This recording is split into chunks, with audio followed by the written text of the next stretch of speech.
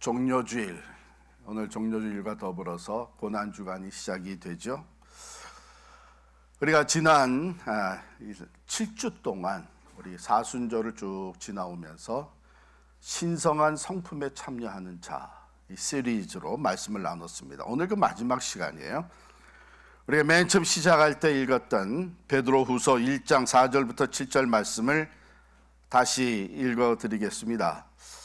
이로써 그 보배롭고 지극히 큰 약속을 우리에게 주사 이 약속으로 말미암아 너희가 정욕 때문에 세상에서 썩어질 것을 피하여 신성한 성품에 참여하는 자가 되게 하려 하셨느니라. 그러므로 너희가 더욱 힘써 너희 믿음의 덕을, 덕의 지식을, 지식의 절제를, 절제의 인내를, 인내의 경건을, 경건의 형제 우애를, 형제 우애의 사랑을 더하라. 오늘 이 마지막 시간 신성한 성품에 참여하는 자 마지막 부분입니다. 형제 우애의 사랑을 더하라. 우리 이민 생활은 참 외롭습니다. 힘들고 또 고독하죠. 그래서 우리 이민자들 사이에서는 이웃 사촌이 많이 생겨나는 것 같아요. 저는 가끔 무슨 경조사가 있어가지고 예배인도 하러 가게 되면 착각을 혼돈을 할 때가 있어요. 이렇게 보니까 친척 같지가 않은데 그 아이가 이모라고 부르고 삼촌이라고 부르고 그래요. 그래서 나중에 알고 보니까 이미 초기부터 가깝게 서로 돕고 의지하고 그렇게 살아와서 이웃 사촌이 된 거예요. 아이들도 그냥 엉클이라고 부르고 안트라고 그렇게 부르고 그렇습니다. 참 우리 이민자가 서로 그렇게 위로하면서 가까이 어려움도 함께 나눠지면서 살아갈 때에 우리 가족들 또 친척들은 다 한국에 있어서 다른 연고자가 없을지라도 참 이웃 사촌이 생기는 것이 얼마나 귀한 일인지 모릅니다. 특별히 우리 교회 내에서 우리가 주 안에서 한 형제 자매와 같이 관계가 형성되는 것이 얼마나 아름다운 일인지 모릅니다. 오늘 선한 사마리아인의 비유, 이것은 사실 남남인데 마치 이웃 사촌이 되는 것 같이 사랑하고 자비를 베풀면서 아름다운 관계가 맺어지는 이런 이야기입니다. 너무나 잘 아는 이야기인데요. 배경을 좀 살펴볼 필요가 있습니다. 한 율법사가 와서 예수님께 대화를 시작을 하는데 질문을 던지잖아요. 내가 무엇을 하여야 영생을 얻으리까? 이렇게 질문했는데 성경은 이 사람의 마음의 동기를 들춰 보여주고 있습니다. 그가 예수님을 시험하기 위해서 이 질문을 던졌다. 그러니까 자기가 율법 교사로서 율법에 대한 지식이 누구보다도 뛰어난데 지금 영적 영향력을 끼치고 있는 나사렛 예수가 얼마나 알고 있는지 한번 보자. 이런 테스트, 시험하려고 하는 목적이었죠. 예수님께서 그에게 그렇다면 네가 알고 있는 것이 뭐냐? 율법에 무엇이라고 기록되어 있느냐? 그랬더니 하나님 사랑, 이웃 사랑에 대한 말씀을 요약해서 대답을 썩 잘했습니다. 예수님께서 그래, 그렇게 하면 내가 살리라. 이렇게 리플라이를 해주셨어요. 그랬더니 율법사가 다시 또 질문을 던지는데 이번엔 또 다른 동기로 질문을 합니다. 그러면 내 이웃이 누구니까? 그런데 이 질문을 한 이유는 자신을 옳게 보이려고 했다 그랬어요.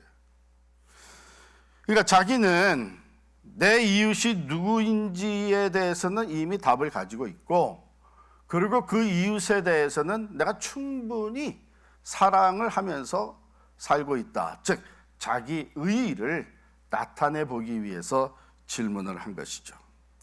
사실 우리가 질문을 하면서 그런 마음을 가지고 퀘션을 던질 때가 있습니다. 여기 율법 교사는 정말 자신의 그 지식적 우월함과 또 의로운 행위까지 나타내 보이려고 하는 의도를 갖고 질문을 한 겁니다.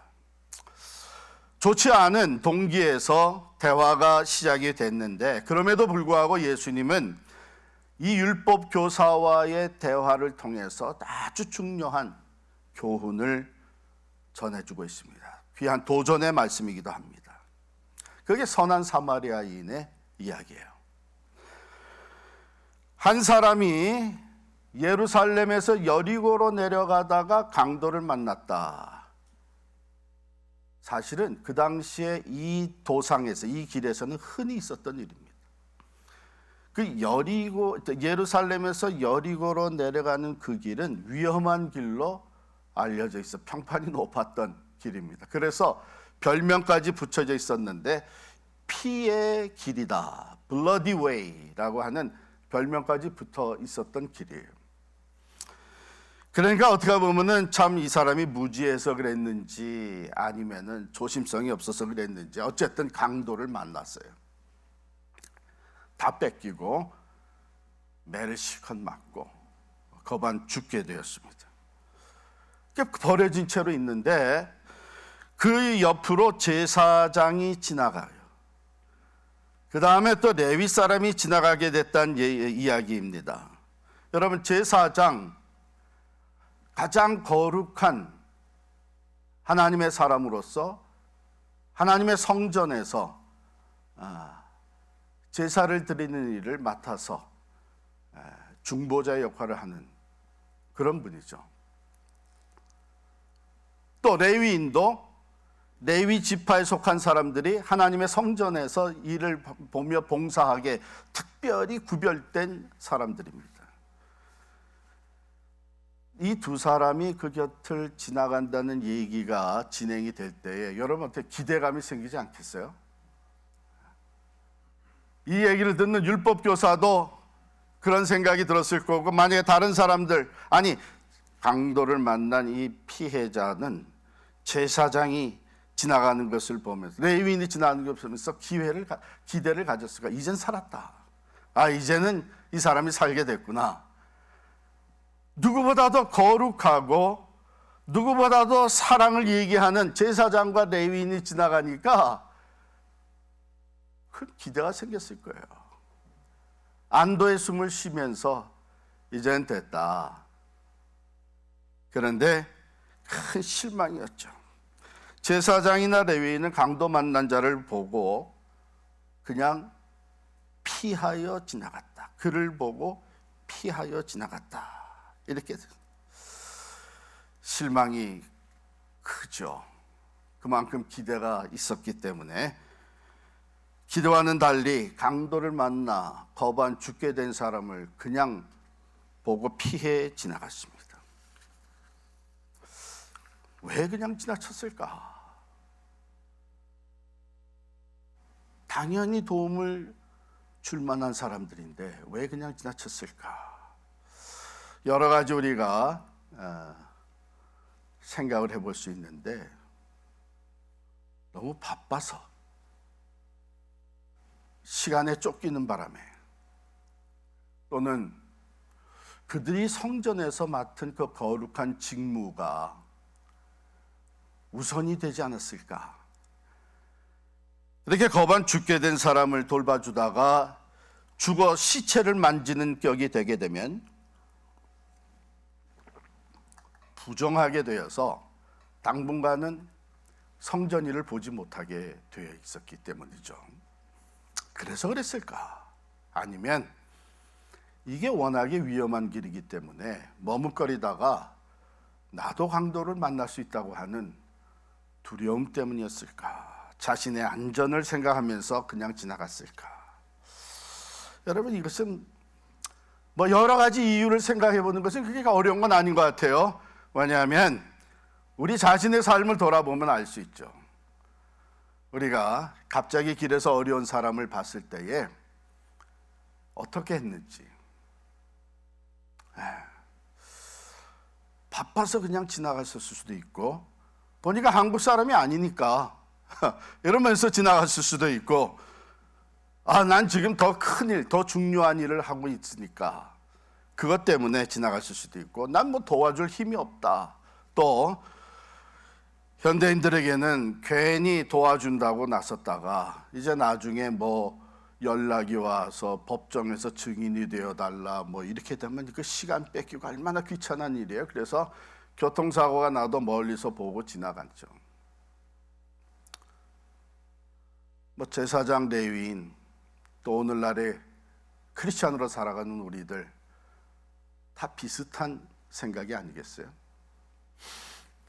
그런데 그 다음에 또 한 사람이 지나갑니다. 한 사마리아인이 등장을 해요. 사마리아인이 그것을 지나가게 되었다. 여기에 사실은 아무런 기대도 가질 수 없는 그 당시의 상황입니다. 사마리아 사람들, 유대인이 적대시하고 경멸하고 저것은 천벌을 받고 하나님의 정죄 가운데 영원한 지옥에 떨어질 사람들, 심지어는 뭐라고 생각했나 하면 사마리아인들을 하나님께서 만들어 놓으신 것은 그 지옥불의 땔감으로 쓰시기 위해서다. 이 정도로 경멸을 했어요. 그러니 사마리아인이 지나갔는데 무슨 뭐 기대할 게 있겠어요? 그런데 기대와는 전혀 달리 이 사마리아 사람이 강도 만난 사람을 보고 불쌍히 여겨서 그에게 다가갑니다. 보세요. 이 이야기에서 가장 구체적으로 묘사되고 있는 것이 이 사마리아인이 한 행동이에요. 그를 보고 불쌍히 여겼다. 그리고 그에게 다가갔다. 자기가 가지고 있는 기름과 포도주를 꺼내서 그 상처에 붓고 싸매어 주었다. 그리고 자기 짐승에 태워서 주막으로 데리고 갔다. 그래서 돌보아 주다가 자기가 해야 될 일을 하지 않을 수 없어서 길을 다시 떠나면서 그 여호와 주막 주인에게 2 데나리온을 내주면서 이 사람을, 강도 만난 사람을 자기 대신 돌봐달라고 부탁을 했다. 여러분, 이 2 데나리온은 당시에 한 사람이 한 달 정도 여관에 머물면서 숙식을 할 수 있는 돈이었다 그래요. 그걸 내줬어요. 그러면서 하는 말이, 혹시 비용이 더 들게 되면 내가 돌아오는 길에 들려서 그거 다 갚아주겠다. 그래서 이 사마리아인은 자기의 시간과 물질을 희생하면서 이 강도 만난 자를 살려내고 그가 잘 회복될 수 있도록 돌봐주었다는 것이죠. 자, 여기까지 얘기하신 예수님이 이제 율법 교사에게 묻습니다. 내 생각에는 이 3사람 중에 누가 강도 만난 자의 이웃이 되겠느냐? 그랬더니 율법사가 대답을 썩 잘해요. 자비를 베푼 자니이다. 여러분, 우리가 여기서 그냥 지나치면 중요한 것을 우리가 놓치게 됩니다. 비슷한 질문 같은데, 율법 교사가 예수님께 던졌던 질문, 내 이웃이 누구니까 한 질문과 지금 이야기를 마치고 나서 예수님이 율법 교사에게 반문한 질문, 누가 강도 만난 자의 이웃이 되어 주었느냐, 이웃이 되겠느냐, 이 질문, 이것은 차이가 있어요. 율법 교사는 누가 내 이웃이 누구니까 하는 질문을 자기 중심으로 던졌죠. 내 이웃이 누구이니까. 자기를 중심으로 해서 누구이니까 이웃에 대한 정의와 범위를 규정짓는 질문입니다. 내 이웃이 누구니까? 내 클라이언트가 누구입니까?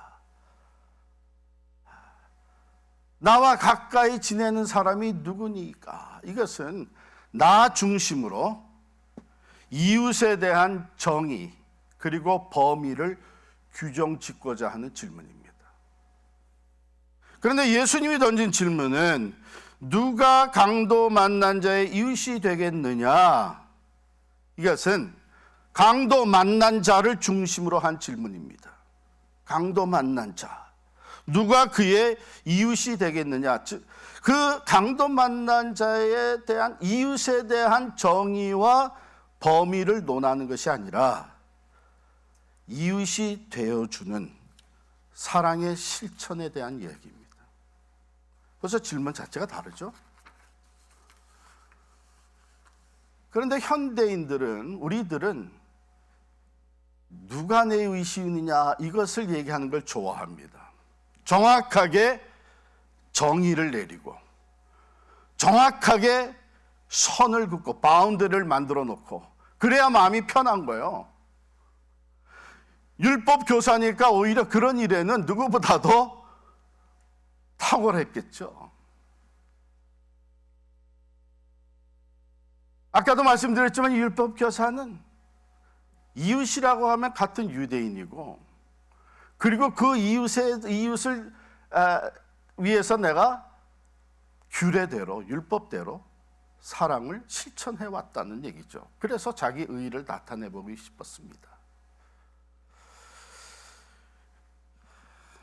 사랑하는 성도 여러분, 예수님이 이 선한 이야기를 가지고, 사마리안 이야기로 율법 교사에게 주신 답은 결국 무엇입니까? 누구든지 지금 도움이 필요한 사람이 내 이웃이다. 그에게 자비와 사랑을 베푸는 것이 이웃 사랑이다. 이 이야기를 들려주신 것이죠. 여러분, 가만 다시 선한 사마리아인의 이야기를 들여다보면 제사장이라고 하는 타이틀이 나오고 레위인이라고 하는 타이틀이 나오면서 그 사람들은 당연히 유대인이라는 것을 우리가 알 수 있고, 또 선한 사마리아인이라는 사람을 소개하고 있어요.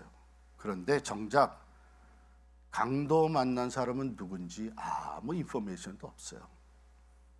그가 유대인이었는지 사마리아인이었는지, 그가 나이가 많은 사람이었는지 아니면 젊은 사람이었는지, 그가 어떤 직업을 가지고 있었는지, 그가 사회적 지위는 어떤 사람이었는지 아무런 인포메이션이 없어요. 오직 강도 만나 죽게 된 사람이다. 그것만 있어요.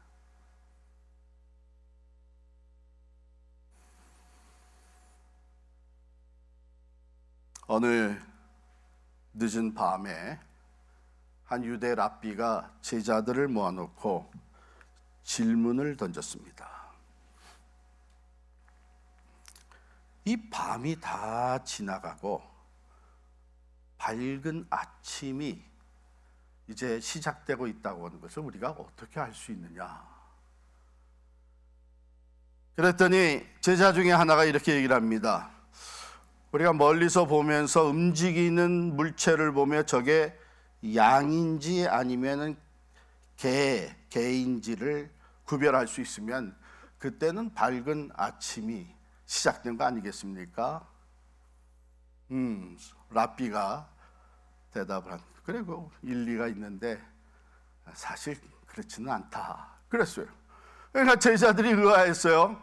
그렇다면 또 다른 제자가 대답하기를, 우리가 멀리서 나무를 보면서 그 빛이 비춰질 때에 그 시작에 우리가 저게 무화과 나무인지 올리브 나무인지를 구분할 수 있으면 그때가 밤이 지나고 밝은 아침이 시작되는 때가 아니겠습니까? 그랬더니 랍비가 그것도 아니다. 제자들이 이제는 답이 없는 거예요. 그러면 언제입니까? 근데 랍비가 제자들에게 한 말씀이, 너희가 다른 사람의 눈을 들여다보면서 이 사람이 내 형제요, 내 자매라고 하는 것을 알게 되는 그때가 바로 어둠이 다 지나고 밝은 아침이 시작되는 때이다. 시간이 몇 시가 되었든지 간에 이웃을 보면서 그가 내 형제요, 내 자매라고 하는 것을 깨닫지 못하게 되면 여전히 어두울 뿐이다. 그렇게 얘기를 했어요. 여러분, 오늘 사마리아인의 이야기, 선한 사마리아인에게 다시 돌아가서 이 제사장, 레위인, 그리고 사마리아인, 선한 사마리아인, 이 세 사람이 차이가 보여지기 시작한 게 어디서부터냐? 오늘 본문에 보면 세 사람이 다 똑같이 강도 만나 죽게 된 사람을 봤다 그랬어요. 그를 보고, 제사장, 레위인도 그를 보고, 또 사마리아인도 그를 보고, 이렇게 시작이 돼요. 그런데 본 게 다른 거죠. 본 게 다른 겁니다.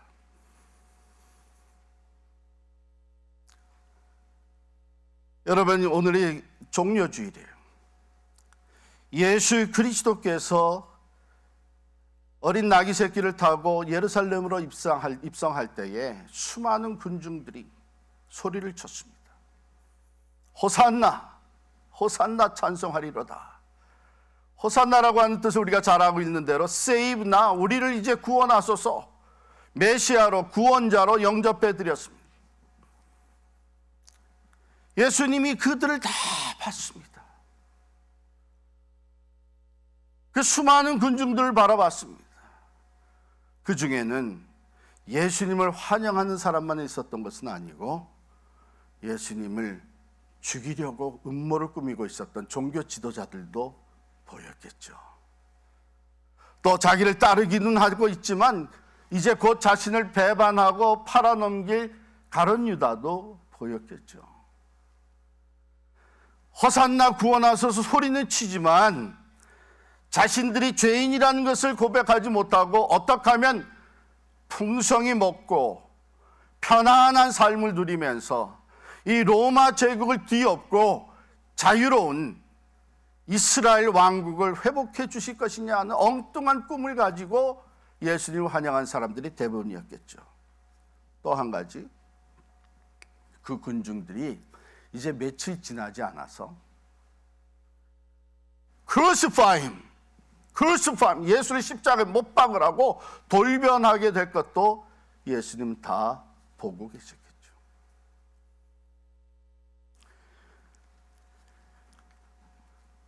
예수님은 그 모든 것을 보시면서 변함없이 골고다를 향해 나아가셨습니다. 여러분, 선한 사마리아인이 강도 만난 자를 보고 가까이 다가간처럼 하나님 보좌 우편에 앉으셨던 성자 하나님 예수 그리스도는 우리 죄인들을 바라보고 가까이 찾아오셨습니다. 그리고 우리를 섬겨주셨습니다. 치유해 주시고 먹여주시고 진리를 가르쳐 주시면서 섬김의 종으로 살아가셨습니다. 끝내는 우리를 구원하시기 위해서 스스로 희생을 치르면서 자기의 생명까지 내어주셨습니다. 그것을 기념하는 것이 고난주간이에요. 종려주일로부터 시작해서 이제 고난주간으로 이어집니다. 그의 십자가의 고난과 죽음의 희생으로 말미암아 우리가 구원을 얻게 되었습니다.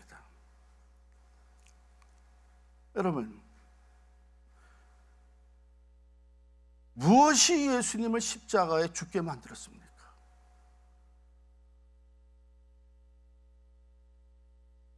로마 군병들이 예수를 십자가에 못 박았다. 대제사장들, 종교 지도자들이 예수를 십자가에 못 박았다. 우리는 그거보다는 더 알고 있죠.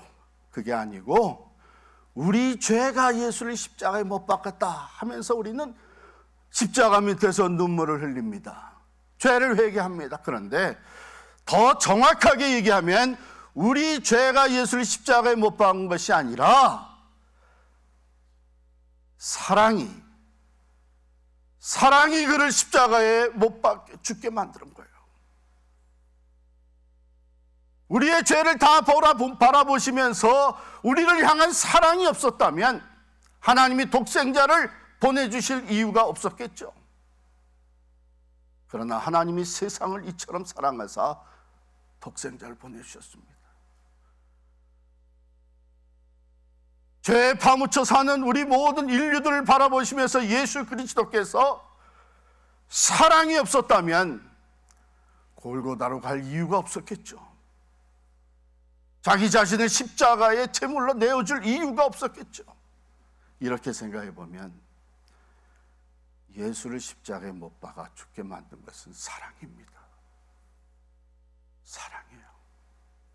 그리고 이웃을 사랑한다는 것은 위험한 일입니다. 실제적으로 그런 책을 써낸 분이 계세요.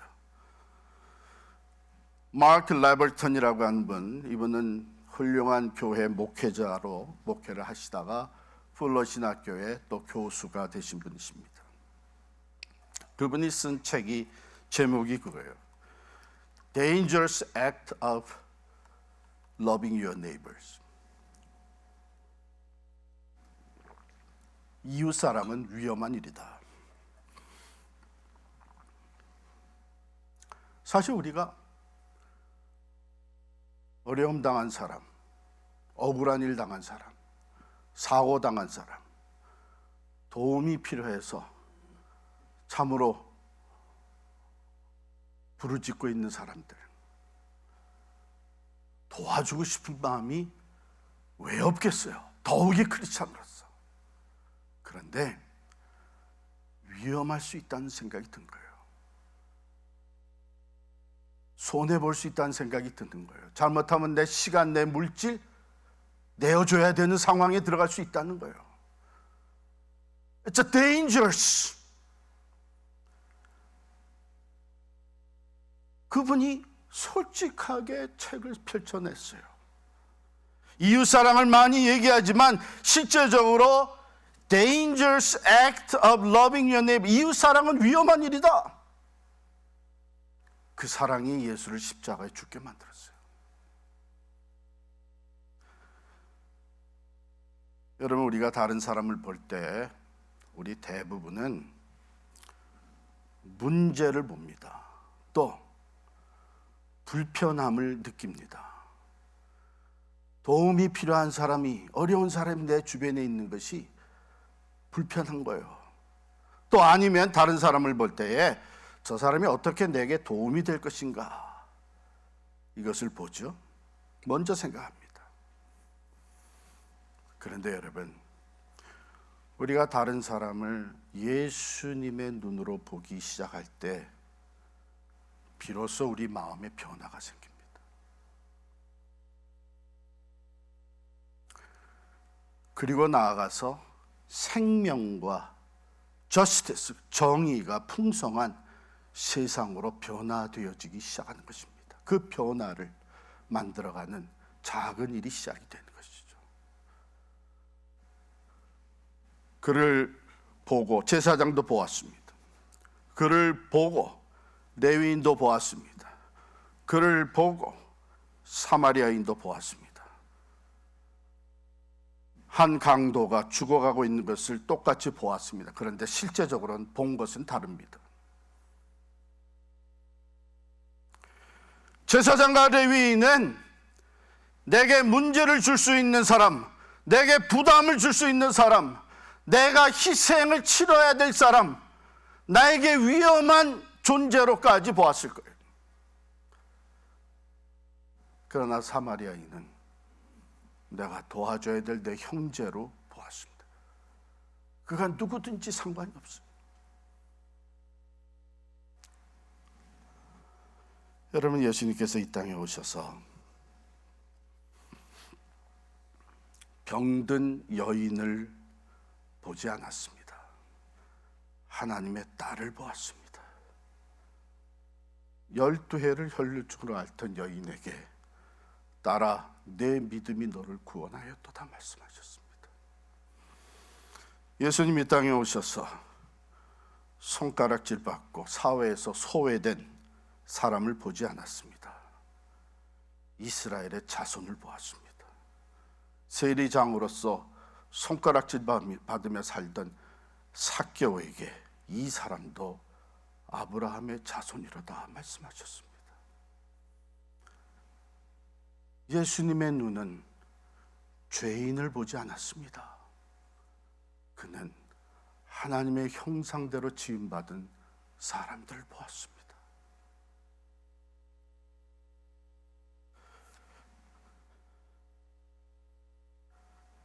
오늘 우리는 어떤 눈으로 우리의 이웃을 바라봅니까? 내가 바꿔놔야 될 문제, 내가 고쳐줘야 될 문제의 사람, 가까이 했다간 내게 부담을 더해줄 수 있는 사람, 사랑이라고 실천하기 시작했다간 내가 희생을 치러야 될 사람. 그렇죠. 그래서 이웃 사랑은 위험합니다. 더더욱 코로나 바이러스 팬데믹 이런 상황에서 나보다 더 어려운 사람을 돕겠다고 나서는 것은 위험한 일입니다. 그런데 그런 사람들이 있어요. 그들은 다른 눈으로 바라보는 거예요.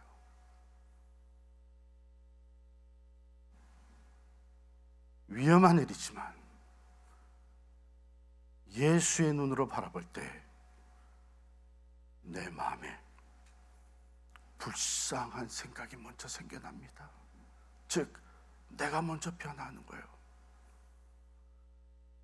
그리고 내가 뭔가 해줄 수 있을까? 행동이 달라지기 시작을 하는 거예요. 그런 사람들을 통해 오늘도 하나님의 사랑이 이 세상을 변화시켜 나가고 있습니다.